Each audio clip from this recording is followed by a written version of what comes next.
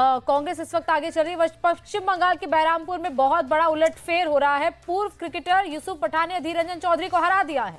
अधीर रंजन चौधरी हार गए हैं। तृणमूल कांग्रेस की टिकट पर मैदान में यूसुफ पठान उतरे थे और पश्चिम बंगाल के बहरामपुर से बड़ी खबर है कि अधीर रंजन चौधरी हार गए हैं। यूसुफ पठान ने उनको हरा दिया है, यानी कि यूसुफ पठान जो टीएमसी के कैंडिडेट थे, यानी कि बहरामपुर सीट अब टीएमसी के खाते में चली गई है। कांग्रेस इस सीट से हार गई है। कांग्रेस से सफाया हो गया है पश्चिम बंगाल से। ममता बनर्जी ने कांग्रेस के साथ गठबंधन नहीं किया और कहीं ना कहीं इसका फायदा ममता बनर्जी को दिख रहा है कि ममता बनर्जी की पार्टी ने बड़ी संख्या में सीटें जीती हैं। बीजेपी को पश्चिम बंगाल में नुकसान हुआ है और सेलिब्रेशन लगातार कई जगह पर चल तो रहा है, लेकिन अभी भी स्थिति बहुत नाजुक बनी हुई है क्योंकि लगातार नजर बीजेपी के इस बात पर है कि नीतीश कुमार उनके साथ रहें, टीडीपी के चंद्रबाबू नायडू उनके साथ रहें, ताकि एक स्टेबल सरकार देश में बन सके।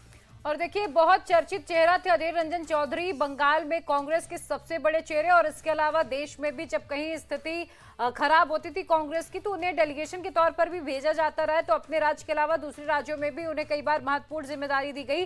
5 बार से लगातार जीतते रहे थे, लेकिन इस बार अपनी सीट बचाने में वो नाकामयाब रहे। यूसुफ पठान क्रिकेटर थे और अब राजनीतिज्ञ बन गए हैं। उनसे अधीर रंजन चौधरी को हार का सामना करना पड़ा। ये बहुत बड़ा डेंट कांग्रेस के लिए पश्चिम बंगाल में, क्योंकि सबसे चर्चित और सबसे बड़ा चेहरा कोई था कांग्रेस के पास अगर बंगाल में तो वो अधीर रंजन चौधरी का चेहरा ही था। लेकिन अधीर रंजन चौधरी को यूसुफ पठान ने हरा दिया। इरफान पठान जो इंडियन क्रिकेटर है, यूसुफ पठान भी इंडियन क्रिकेटर रहे, उनके भाई हैं यूसुफ पठान, और ममता बनर्जी ने इन्हें अपने टिकट पर मैदान में उतारा था। टीएमसी की ओर से इन्हें बहरामपुर से चुनावी मैदान में उतारा गया था।